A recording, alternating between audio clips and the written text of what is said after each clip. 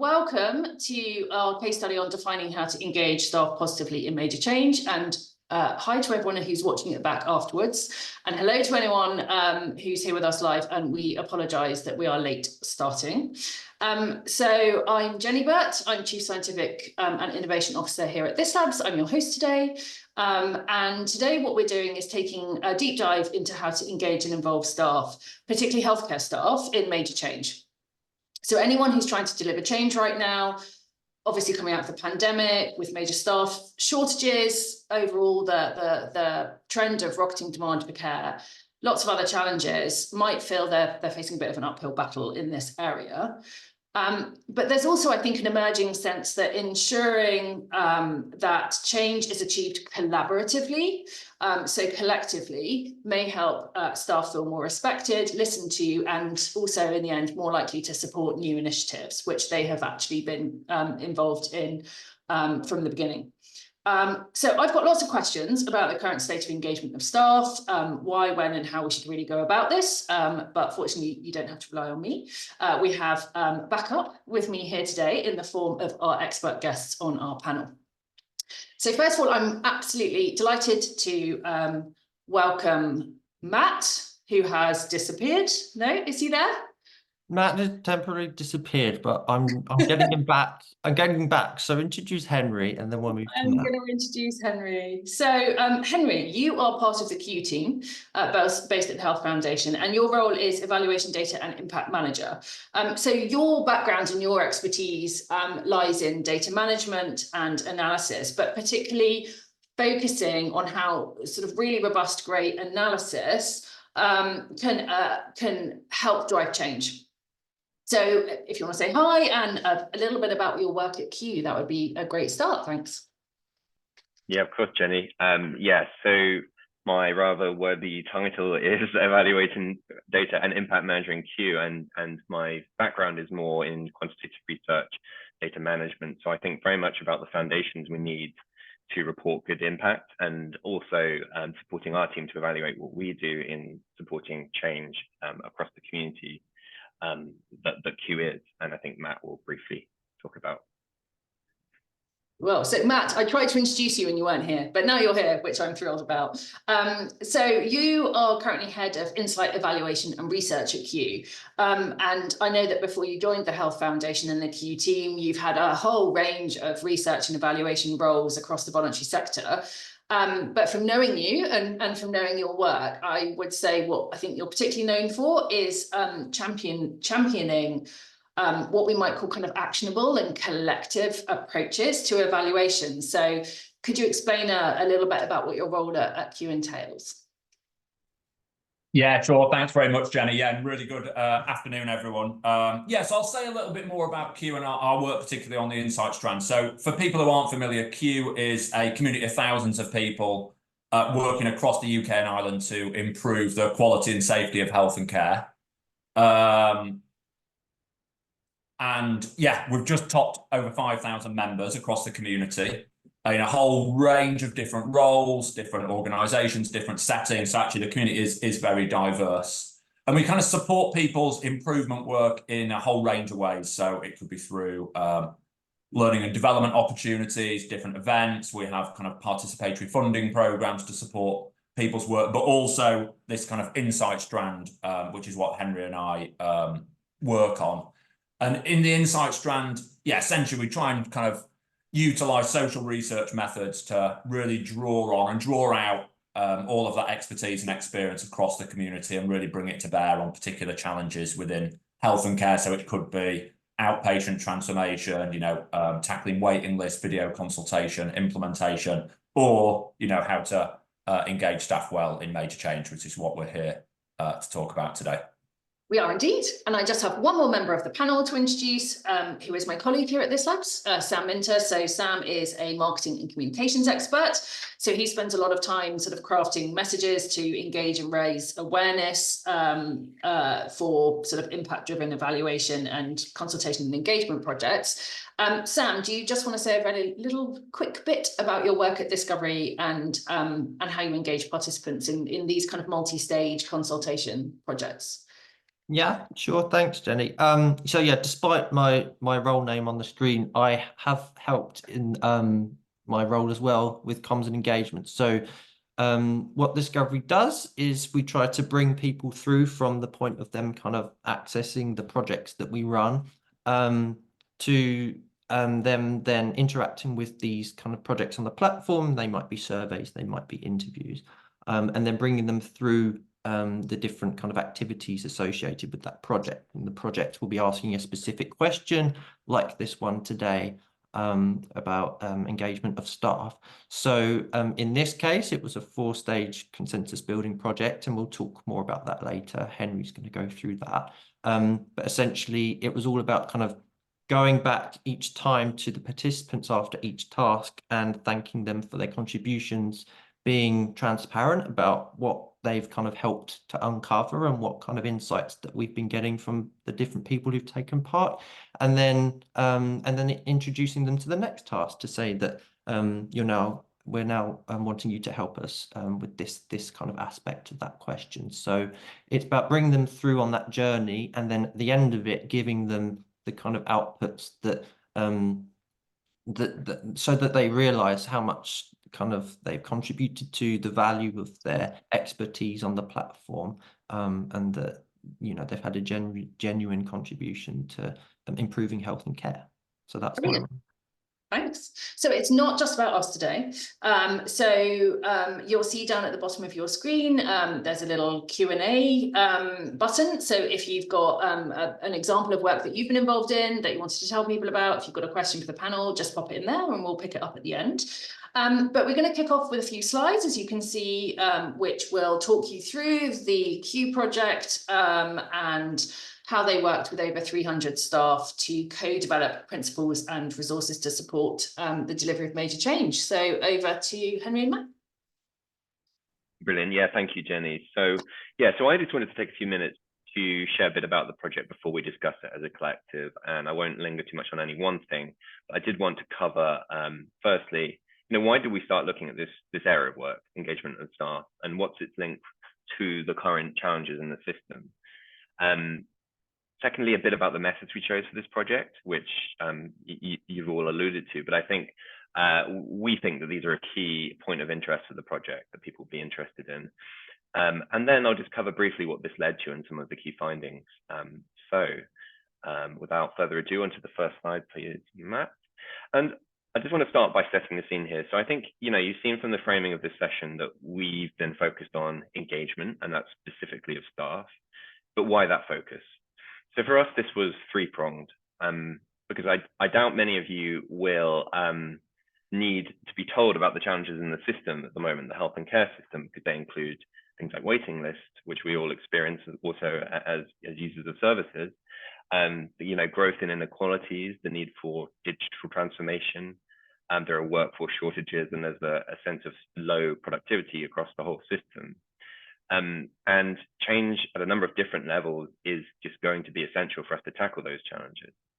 And that ranges from incremental everyday change, gradual, all the way up to the transformational major change that we sort of looked at for this project.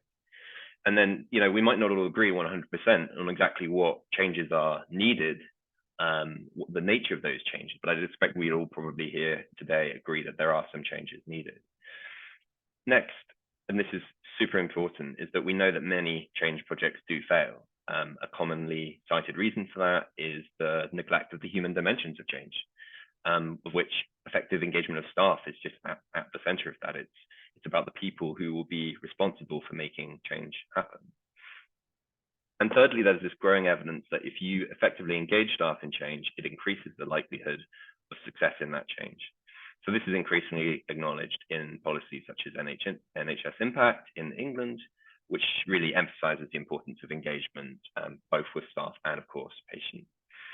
So I think we should see this as a real fundamental issue across all of our work, and there's kind of a call to action here that we both kind of can do better and that we really need to. So next slide, please. I guess at the same time, when we looked at this subject, we felt a need to really take a pause and really check our understanding of good engagement. I think intuitively, people think different things when you hear the term engagement. So what does it mean now, especially in light of the current context, and how might we measure it?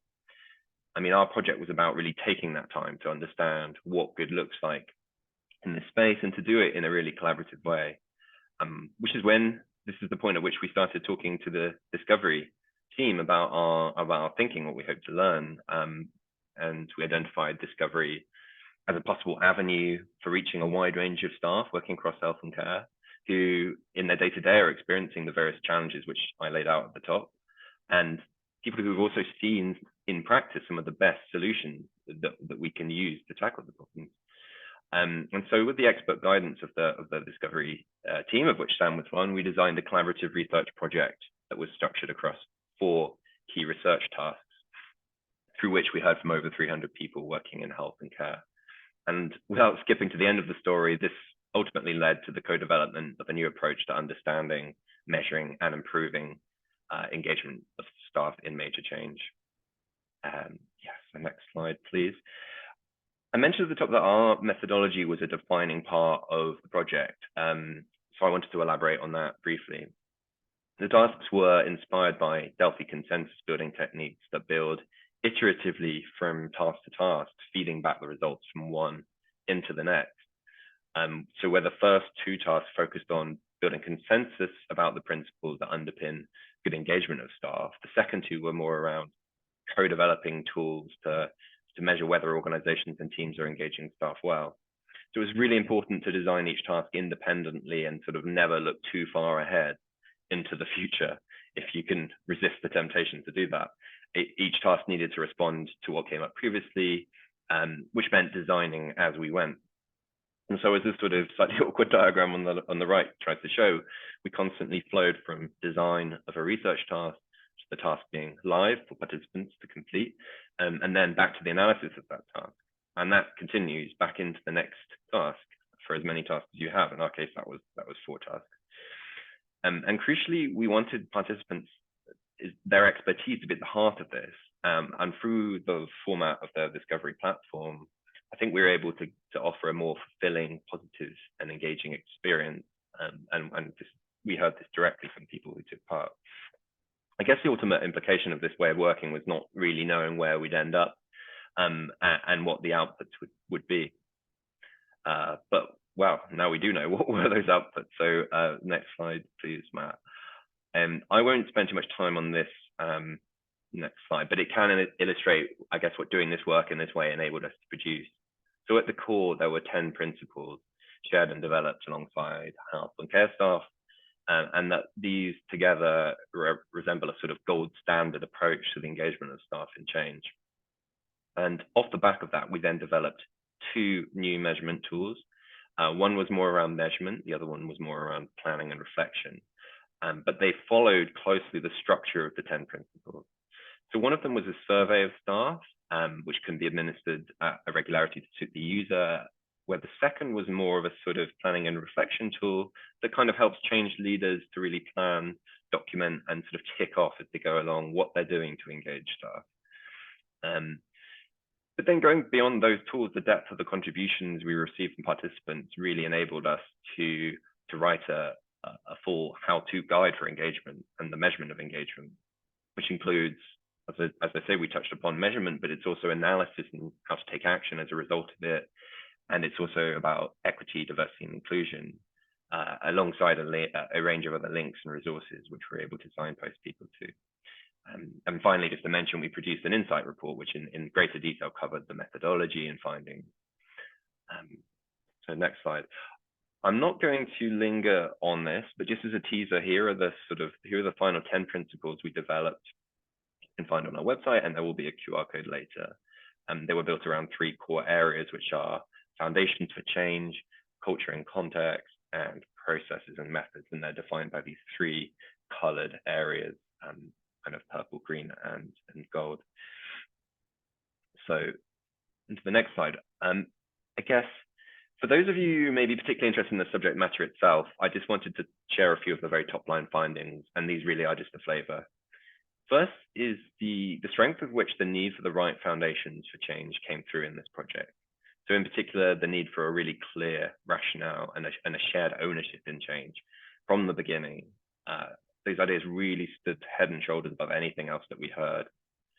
And just to say on that, the rationale or the reasoning for change is not just about why change needs to happen and what problem needs to be addressed, but it's also really following that through and explaining how that leads into improvements for patients in their experience and also patient outcomes. Because we heard that staff want to be able to see that connection closely. And also shared ownership. So just as the rationale needs to be clear and meaningful, so too does the involvement and scope to influence change, which as a finding really adds to the growing evidence that changes in healthcare are more likely to be successful where staff have the opportunity to influence change. And I think this quote really nicely expresses the core idea here, which is that good staff engagement happens when the right foundations are in place. And often the difference between good and bad is less about the methods or approach and more about the context in which engagement is happening. So next slide. So that was the first finding. Another one was the nature of the environment and culture needed to support successful engagement. And this area is quite kind of jam-packed with insights and complex ideas, but I'll try and kind of sparingly characterize them. It starts with the idea that honesty and transparency about change really builds confidence among staff. And we also heard that this should include not just sharing the kind of strengths or what you hope to gain from a change, but also being open about the weaknesses, risks, and drawbacks.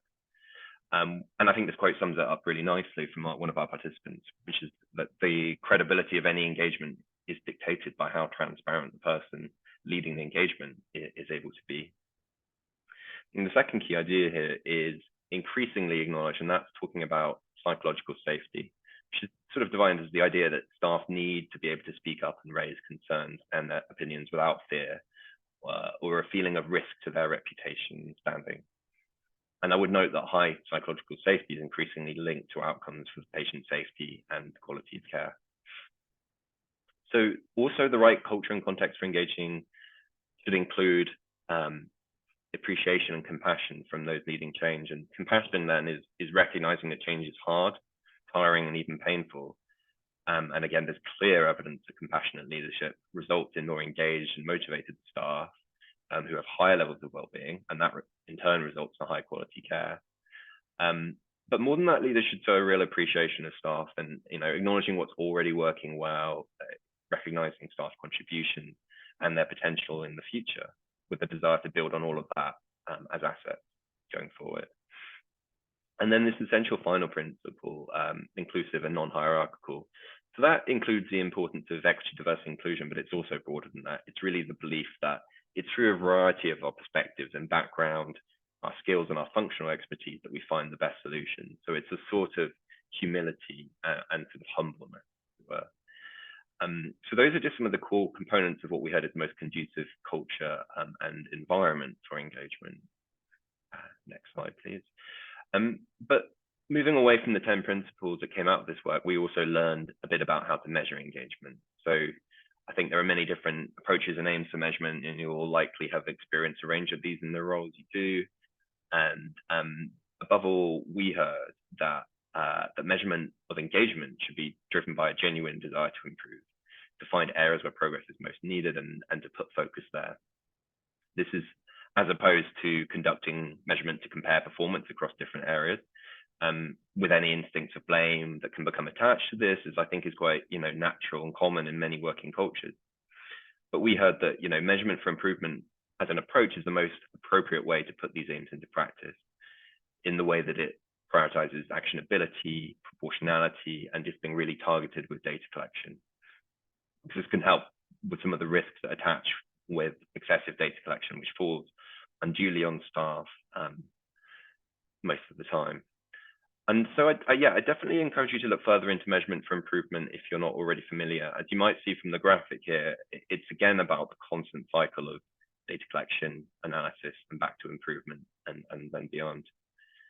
Yeah, so just onto the final slide. I guess I just want to throw in one final finding, bonus finding, which is about the nature of online research more broadly, and perhaps our following discussion will get into this a bit. But there was a broader learning for us as a team in the work about the great potential of online research platforms such as Discovery and others such as NHS Solving Together to enable better knowledge creation by tapping into the collective wisdom of workforces. And I mentioned here that we saw power of framing research as a collective endeavor, of collective sense making, and finding pragmatic ways to share complex info. And I think these things have always been true. But I think what we experienced in the project is that these aims have never been more achievable than they are now with the aid of online platforms such as Discovery, which enable researchers to reach their expert audiences, but they also put user experience at the heart of the design. Yeah, so that's it from me. And just to note very briefly onto the very final slide, we've just listed my contact details, and there is a scannable code that should take you to our website and the resources that I've mentioned. And yeah, we'd love to hear from you if you're interested in using the resources, or just if you've got any questions at all for our team, we'd love to chat. But that's it from me. And I think, yeah, back to you, Jenny.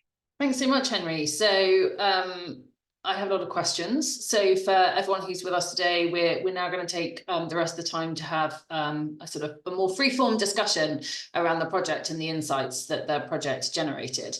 It occurs to me, of course, that the whole discussion is a little bit meta because it's about engaging staff in how to engage staff, as it were. And we'll dig down into a little bit about that. But I guess, Henry, on sort of listening to you talk about the work, and there's so many different dimensions of it, I always just want to know, like, what's the thing that you found most exciting?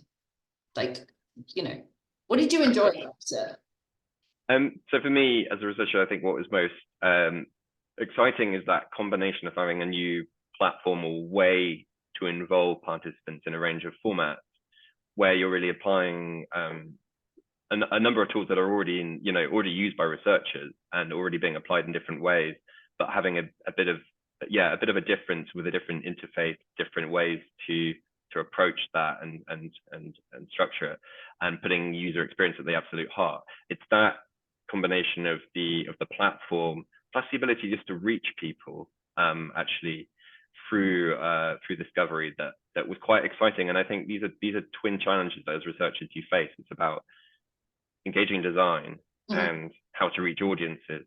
And when you bring these two together, I guess as a researcher, it can feel weirdly empowering to have those at your fingertips. So yeah, but many other things are exciting, but those are the things that jumped to mind. Yeah, I mean, certainly here, like what we try and do with the Discovery platform is make it engaging and accessible, and you can pick up your mobile phone and it works fine. And as an ex-academic of 25 years, having things that are not dry and boring and actually look nice and look fun and look engaging and don't take up too much of your time and have that sort of conversational approach with you, which I guess sort of leads on to my next question, which I'll continue to direct to you, but I will bring in Sam and Matt soon as well. The sort of slide that you had with the kind of the sort of conversation in a way you had as you went through the project from sort of the first step, the second step, and we've talked about it was a sort of four-phase, sort of relatively complex sort of consensus approach broadly that you were taking. That kind of really dynamic research model, which you adopted, might make some people really nervous because you started on what was actually a really big project with a sort of big commitment of your time and resource. And when you started, you didn't actually know quite where you were going to end up. So in sort of more traditional research approaches, you sort of set the protocol in stone, and then once you're going, off you go. Whereas this was so much more open.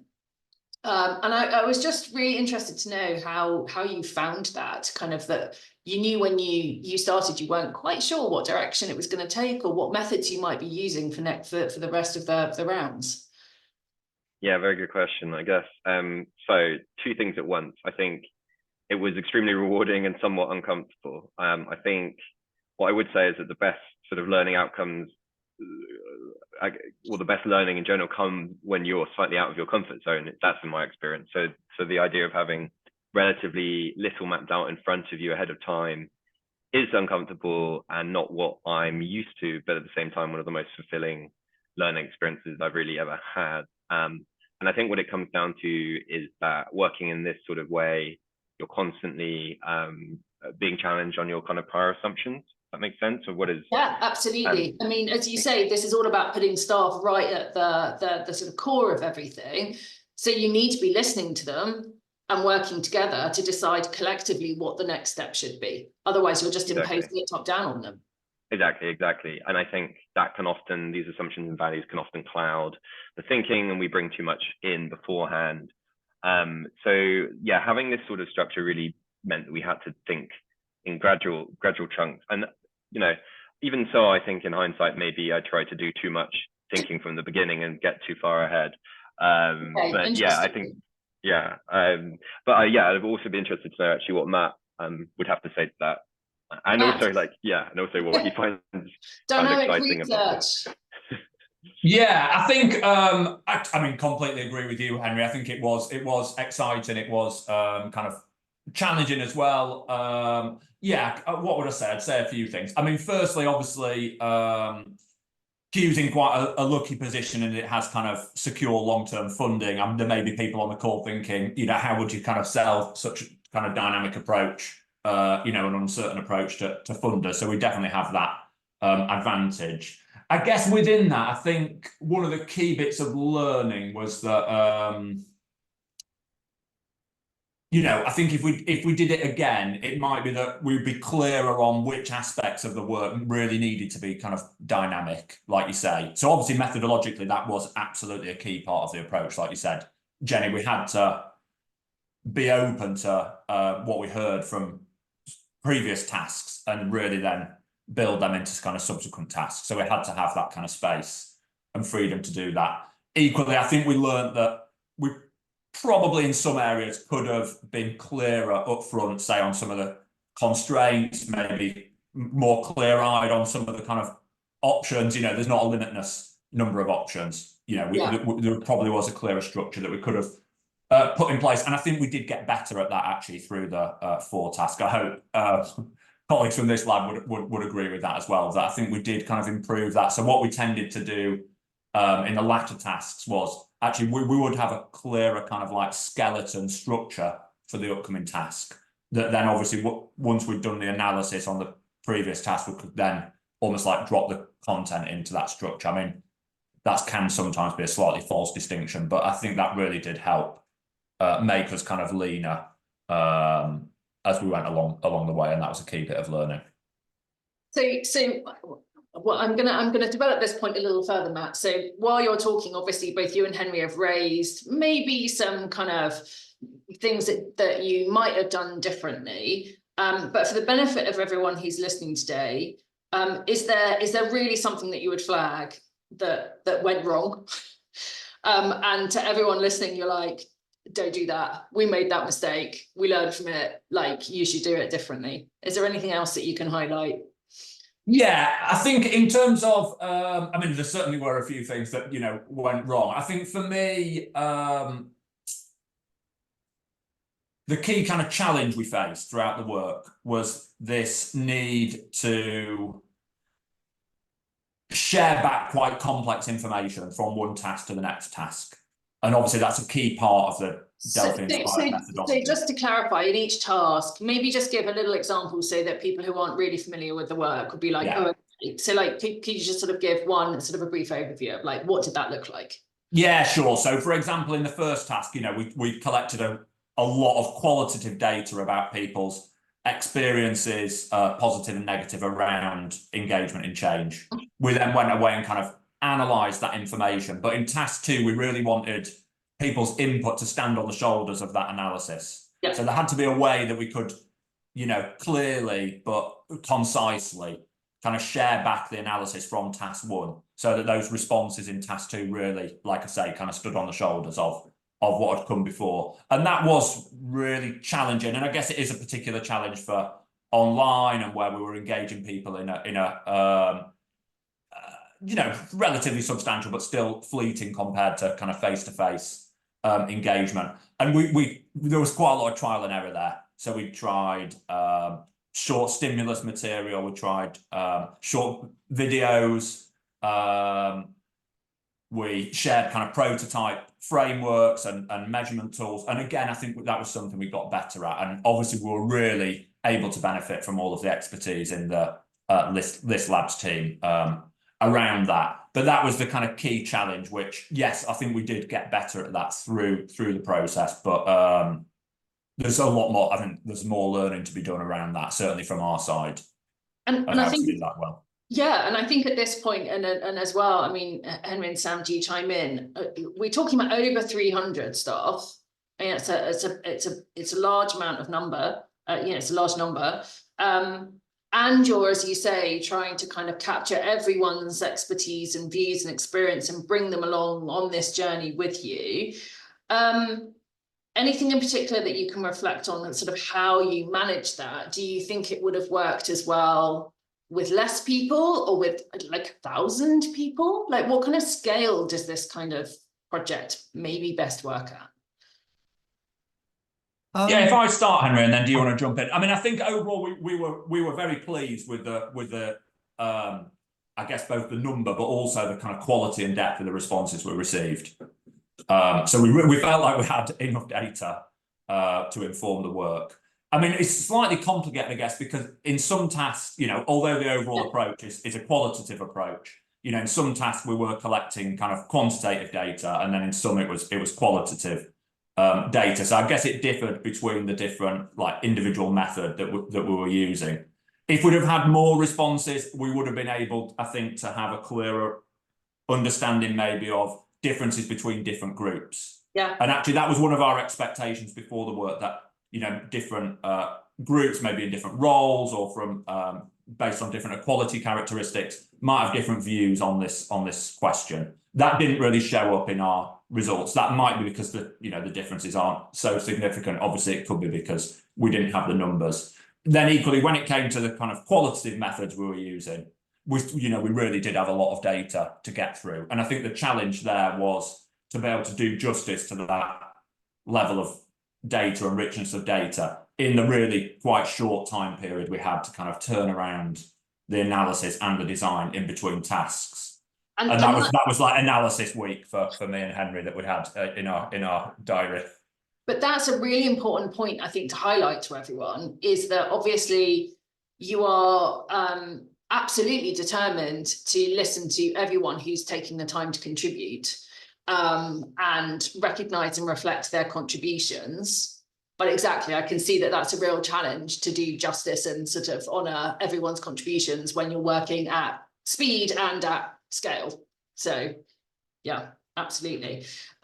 Sam, is there anything in particular then sort of thinking about how you sort of communicate with people and sort of bring them through this collaborative project, knowing how busy NHS staff is? Is there anything that you think we learn on this project about how to really keep that ongoing conversation and communication going? Yeah, I mean, yeah, as you say, we were very conscious that this project is about engagement of staff, and it was happening at a time where we were co-producing with staff who were kind of in the midst of current system pressures. So we had to make sure that the comms and engagement plan that we set up at the start was kind of right, in that the messaging kind of acknowledged that we acknowledged the value they're bringing through their contributions.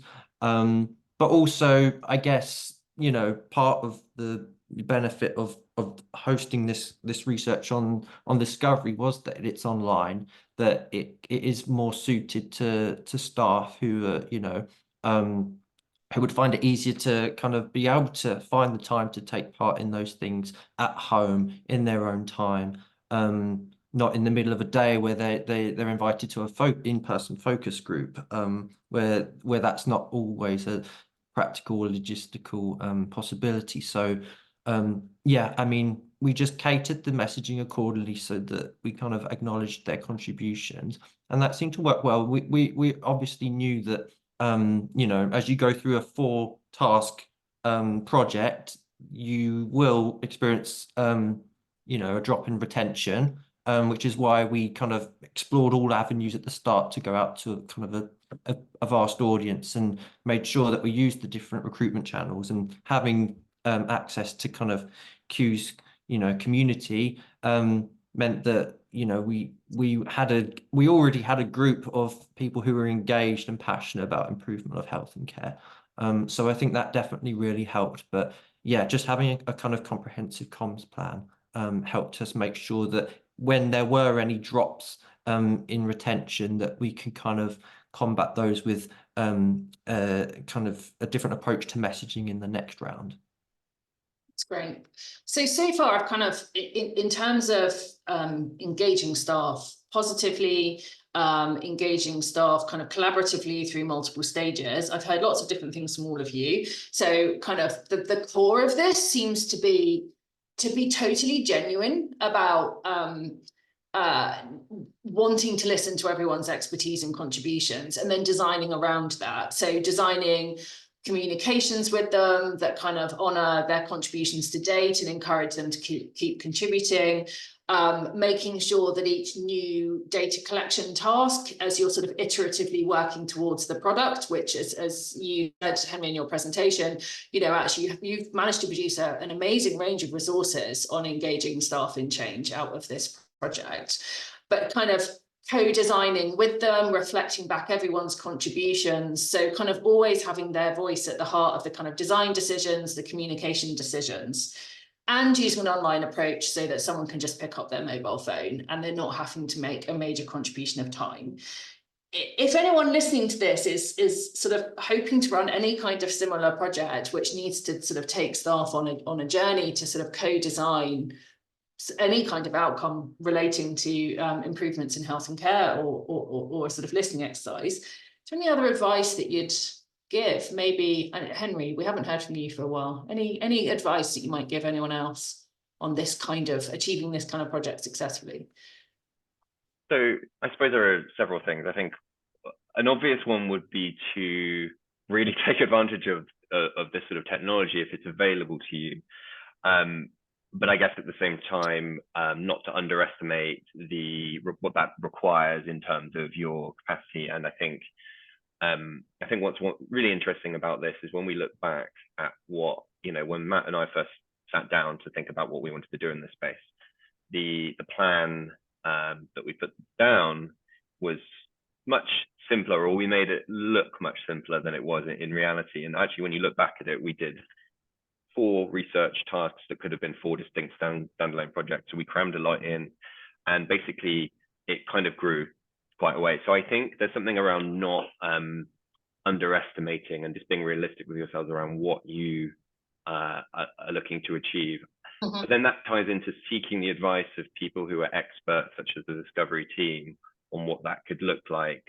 So both in terms of like scope of what that will require in time and resources, but also their expertise in user design and how to, and how to reach people in the best way. Because one thing I'm conscious of is I came along with some maybe, some accurate, some beliefs as a researcher about how to reach people and methods for that, but some that were not fully updated for the new context of online research and how to reach people in the best way.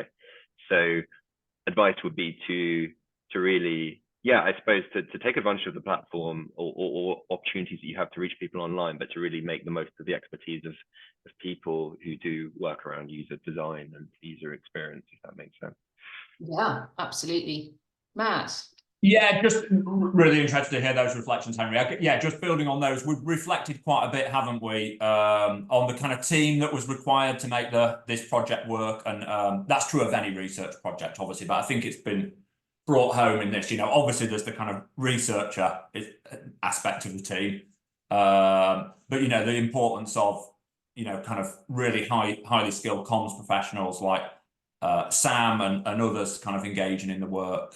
Certainly, as Henry said, that those skills around kind of the user experience, obviously the kind of technical aspect of designing the platform and the different forms of engagement, as well as actually, which we maybe not mentioned so much yet, but was critical to the success of this work, was actually project management, kind of time and capacity, with these kind of really tight but also shifting deadlines. Some of that kind of overarching project management kind of really helped. So that kind of like what team do you need to really make it work? I think we've learned a lot there. And I think, again, just to back up Henry's point around the absolute kind of laser focus, I would say, on user experience, and how obviously we always think about this as researchers, don't we, if designing online surveys or whatever, but if we're wanting people to engage more substantially, give higher quality data over a certain period of time in repeated stages of engagement. Just the absolute primacy and prerequisite of that high quality user experience. And that's really what we got a lot from working with this labs team, that experience and commitment to kind of really high quality user experience. Just a reminder to everyone listening, if you do have a question for the panel, do pop it into the Q&A. Just to reflect back at you, Matt, I think, you know, I was an academic for 25 years before I came over to this labs to sort of head up the sort of methodology of our projects here. And that point about the fact that it's not one researcher who makes a project, I think is often really missed. And I think it's absolutely crucial. So I'm really pleased you raised that today, because actually, you know, as you say, these are really complex endeavors. And they do need a really diverse skill set. And as you say, things like project management, you know, just is everyone being kept with this show on the road, you know, particularly when you're trying to engage participants iteratively, and you need to be getting back to them quickly. You know, you need to be processing the data, drawing some insights, getting back into that conversation with them. So I think it's so important to sort of understand it's a really multidisciplinary endeavor. It's not just about someone who might have some research training background or some engagement background who would be able to necessarily do the same as when you've got a whole team behind you. Absolutely. Jenny, Sam, go on. No, don't worry. I was just going to add to that point essentially that, you know, as often is the way, these kind of across organization projects where you're doing like a research or consultation project, you're often operating with those kind of limited resources, but having that kind of diverse skill set. I mean, in this instance, there was 5 or 6 of us working across both organizations on this project, but so there are always going to be those trade-offs. But ultimately, I think the real success of this particular project was kind of engaging with those we did. 300 plus people is a lot of people, and we by engaging with them over a lengthy period of time, this was a 5-6 month project, but over that period, it meant that we warmed them to those outputs that came out of it at the end. And we had at the end of it, we had a group of ambassadors who were invested in the project. And that's a really valuable thing. And those people who are involved, were informed about those outputs and the toolkit and the how-to guide that were produced from this, and they've been sharing with their wider networks. So yeah, I think just as you say, having that kind of, even if you are a small team working on these kind of projects, having that diverse set of skills and engaging with those you do is a win. Yeah, and I know from our perspective, we're really proud to have been able to be involved in this project. And I think the resources Henry and Matt and the team have produced are absolutely amazing, absolutely worth looking at, because they're really great. Just as a final question, really, this is for Henry and Matt, and because I'm curious, knowing everything that you know now and thinking ahead, what do you think engaging staff might look like in like 5 years from now? What do you hope it might look like? I feel like you've got this, Matt. Yeah, I hope it's maybe easy, because I guess like a lot of, and not to cop out, but I guess like a lot of these issues and challenges in health and care, they're a little bit up for grabs, aren't they? There's opportunities on the one side, but also, intense and immense challenges on the other. So I guess, yeah,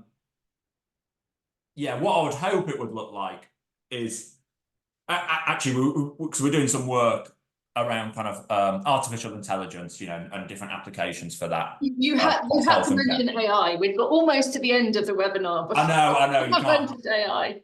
But I guess it's this kind of vision or challenge, call to arms, I guess, around, imagine if when we're implementing AI across, a whole range of applications and settings, imagine if, staff really were fully engaged in that, because we know that there's a lot of course, there's excitement and optimism among staff, but there's also lots of kind of fear and skepticism as well around AI. So imagine if they really were engaged, along the 10 principles that Henry's outlined, that would stand AI in much better stead. Obviously, also, the wider engagement with communities and patients as well. But it feels like, I guess it's more of a hopeful challenge for 5 years. Imagine if we really did that the right way, I think we would all agree that it'd be much more effective and much more sustainable. Fantastic. So thank you so much to Sam, to Henry, to Matt, to everyone online. Obviously, I have to say, if anyone's interested in doing a project like this, come and chat to us here at This Labs. But also, mostly, I would flag, go and look at the resources that Henry and Matt and the wider team have produced. They're really, really high quality, really insightful, and just everyone really worth a read. So thanks ever so much to everyone today, and have a great afternoon.